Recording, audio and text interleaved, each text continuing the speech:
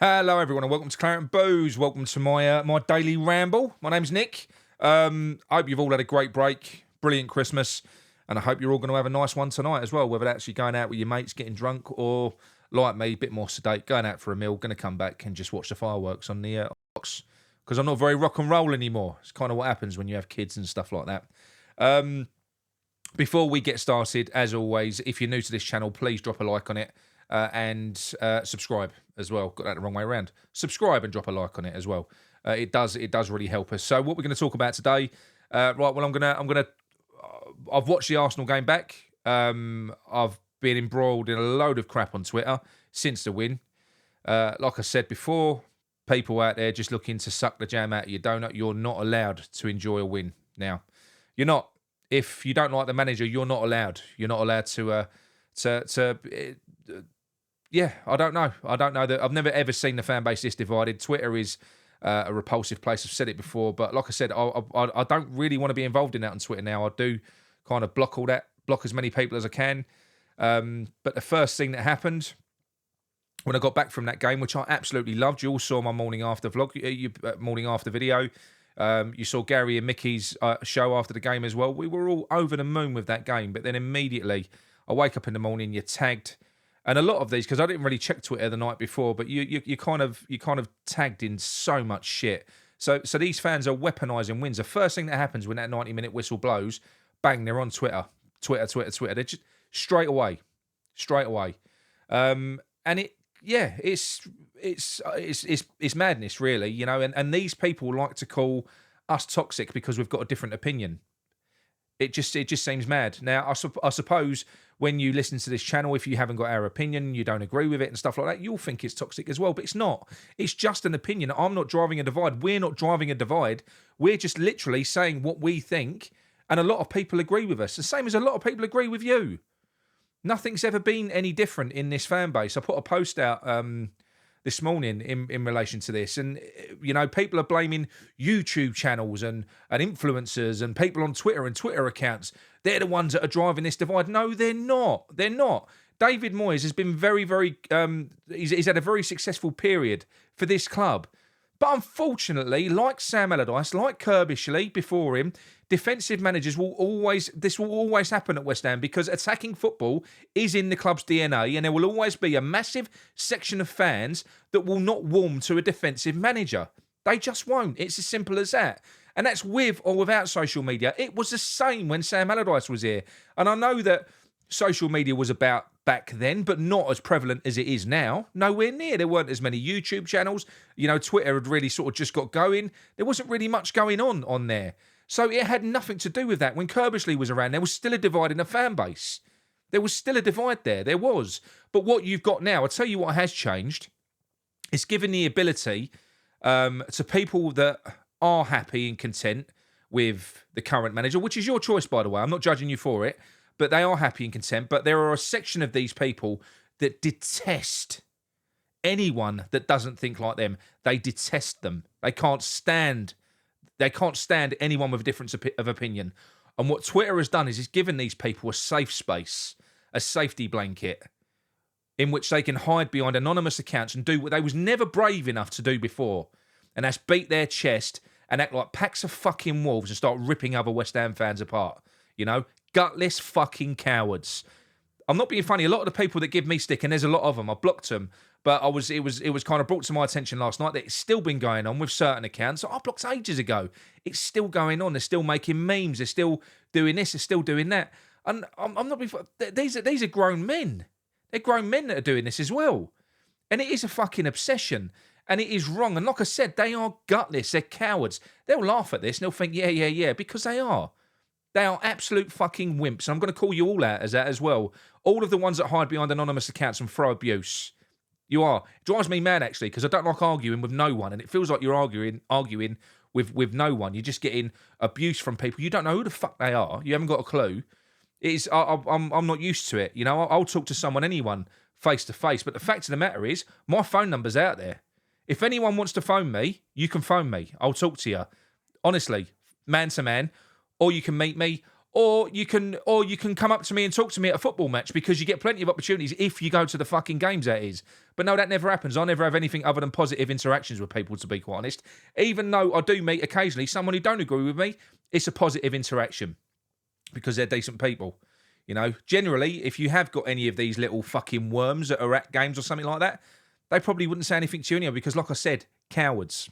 Absolute fucking cowards. But going back to what I said before, this is no different to the Sam Allardyce days. No different at all. It's exactly the same. That divide has always been there. It has nothing to do with YouTube, but it's given different people voices. I'll tell you what has happened, and what's happening more and more now, though, is you're getting a lot more people are being more disingenuous on fan channels now, because the club are infiltrating every single bits and pieces of the fan arena. Wherever there's an audience, the club are trying to get their grubby hands in there. That will never happen on this channel. We will never entertain any association with West Ham whatsoever, because you're compromising yourself. And there's loads of them now. And you know what? I'm not even going to call the guy's name out. You're going to see it soon anyway. But there's a guy that's an analyst who started doing a little bit of work with West Ham now, well, a lot of work. And he started getting very vocal towards myself, towards Claret and Booze. And it's been brought to our attention as well, because, you know, we speak to the likes of Sean Whetstone and other people as well. The club have taken notice of us. All these people they've got on strings, they're out to discredit anyone that doesn't fucking peddle the right narrative. That's what they're out to do. But they're not going to do it. You know, you can test my resolve all you want. You're flogging a dead horse. You know, I've got strong mental fortitude. I don't flip flop. The reason I am still Moyes out, because I'm not saying get Moyes sacked now. As I said in the match review, let him run the season out. He's earned it. But do I want him to continue this project after this year? No, I don't. I'll go on to talk about that why in a bit. And nothing changes like that with me. It doesn't. There's still many elements of David Moyes' management that I can't accept. His style of football, his youth policy, just his overall management. I don't like the way he deals with players. I don't like it. And we speak to lots of people as well, and you'll all mock that and go, "Oh yeah, well your contacts are always shit." Blah blah blah. You do realise that in the West Ham world, the majority of the news comes from sort of the David Sullivan side. This is a guy that can't make his own fucking mind up. This is a guy that 5 weeks ago was saying David Moyes is not going to be getting a new contract on the Jim White show. Then he retracted it a week later when we won a game. Then it came out again. Then it went back in again. And people wonder why stories that come out are, they're wrong now. You said this 5-6 weeks ago, but it's wrong. You can't, look, I think where I get it wrong is I should never ever pin my hat on something being true, not wrong, but whether it's actually going to come to fruition. Because David Sullivan is a fucking fruit bat, an absolute fruit bat. He changes his mind and flip-flops from week to week to week. And this is what is bothering me now about this project and this strategy moving forwards. Because regardless, irrespective of how well David Moyes does this season, we've gone out and got Tim Steiten in to this club to help us move us to the next stage. Because, listen, we've got a massive clear-out coming in the summer. In January and the summer, loads of deadwood, loads of old players that are going to be retiring, loads of players that are unhappy leaving. We're going to be left with bare bones. It's going to be another huge rebuild at West Ham. That's what we're going to be faced with. That's why Tim Steiten was brought in. But he ain't going to be brought in to work to work underneath David Moyes. And you've got people arguing, saying, well, David Moyes, if he gets a new contract, he won't. He'll have the final say on transfers. No, he won't. If David Moyes stays, which I still can't see, okay, if he stays, then he will be working for the director of football, because if they don't give Tim Steiten the responsibility that he was brought in to deliver, then he'll walk, he'll go. And do you know something, Sullivan? I'm going to challenge you now. I will. It all came out after that game. Jack Rosser, 2.5 year deal. 2.5 year deal he's going to sign. It's all agreed. It's all done. David Moyes said it himself after a game, didn't say 2.5 year deal. And then what he did was, in the press conference that came about an hour later, he retracted that. He was challenged, and somebody said to him, David, you said after the immediate post-match reaction that it was all done. It was a done and dusted thing. And he went, no, I didn't say that. I didn't say that. So obviously he's been reeled back in, okay? Because Sullivan is also playing him. Moyes and Sullivan are playing a game as well. You know, the fact of the matter is, if he weren't going to get a contract after Prague, and he ain't going to get and he doesn't get a contract in January, when are they going to give him one? This is our best points haul at the start of a season after 19 games that there's ever been. And you've got the club going this way, that way, this way, that way. Who knows what to believe? And it's probably the same behind closed doors as well. Sullivan probably knows that what he did with Sam Allardyce, where we were fourth after 19 games in his final season, and then Sullivan came out and said, yeah, we're not going to keep him on at the end of the year. Well, the form nosedived. It fell off a cliff, obviously. You know, Sam Allardyce wasn't going to leave West Ham as high as possible for another manager. David Moyes probably won't either. So it doesn't make sense to say that you're going to get rid of someone, to be quite honest, which is why I could never understand why he was doing what he was doing in the first place with that messaging that he was giving out to TalkSport. But why can't we ever just enjoy a win? Because when they come out with messaging like this, like when they come out 4 or 5 weeks ago and said, we're not giving him a new contract, they're pissing a section of the fan base off.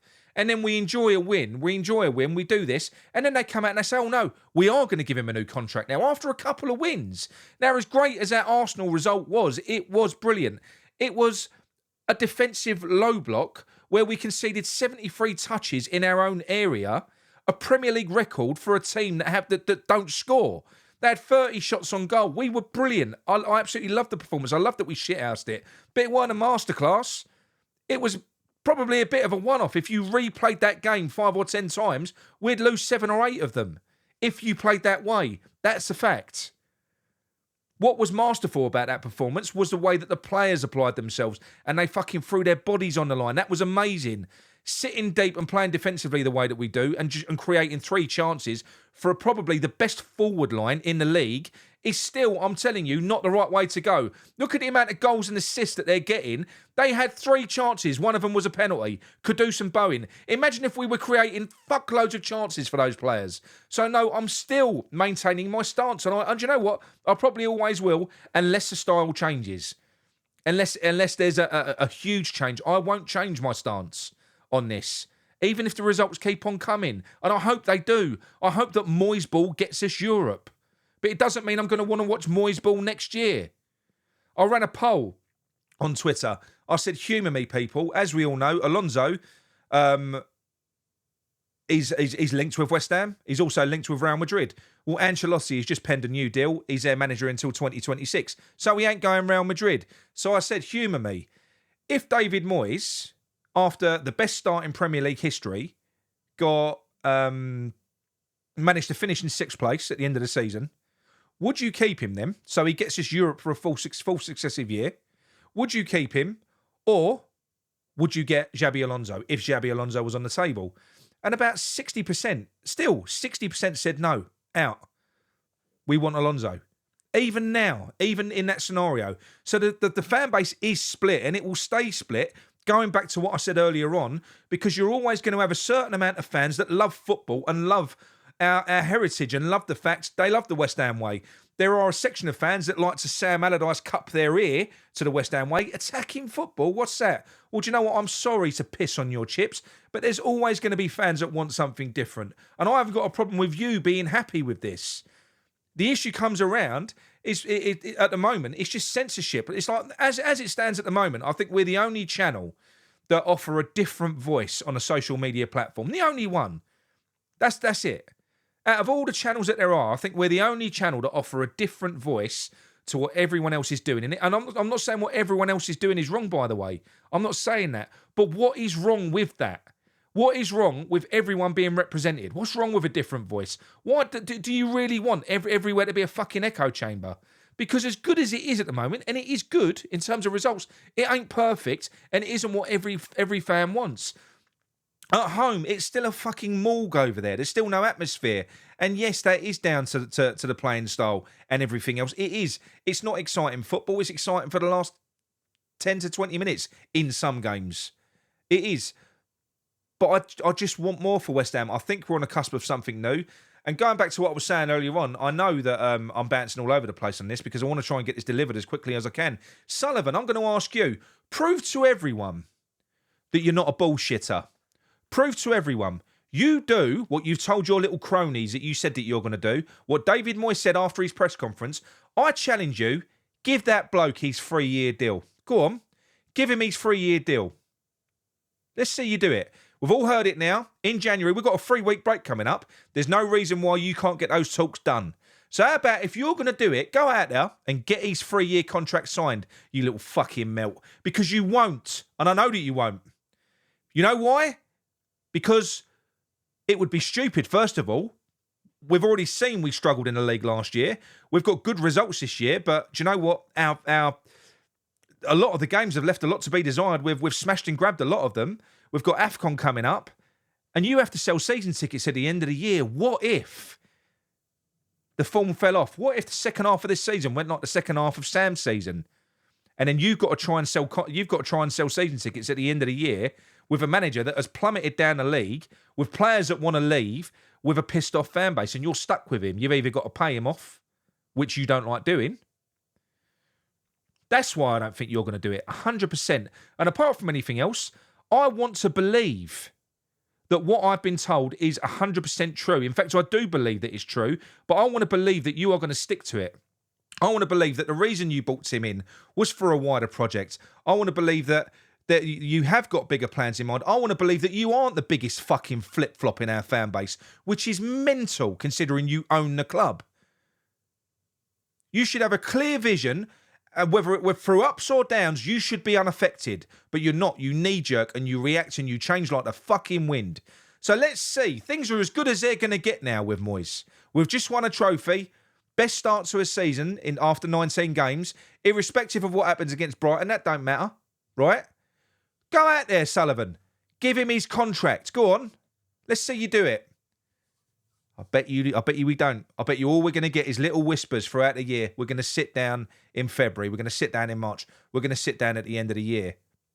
And then probably what you'll do is the contracts that you're going to offer him is going to be different to the one that he had before, because Tim Steidten is now here and he's going to want responsibility that David Moyes wants. So you're probably well aware that David Moyes isn't going to probably sign up to the terms that you're going to offer him. So what you'll do is we're going to get the "we tried" message. And this is from someone that don't want Moyes here. I do believe that there is somebody else lined up at the end of the season. I do believe it. Why you can't be open and honest, I don't know. I don't know. Why you can't be solid in your messaging, I've got no clue. You talk about fans like us being fucking toxic. You're toxic, you little fucking gimp.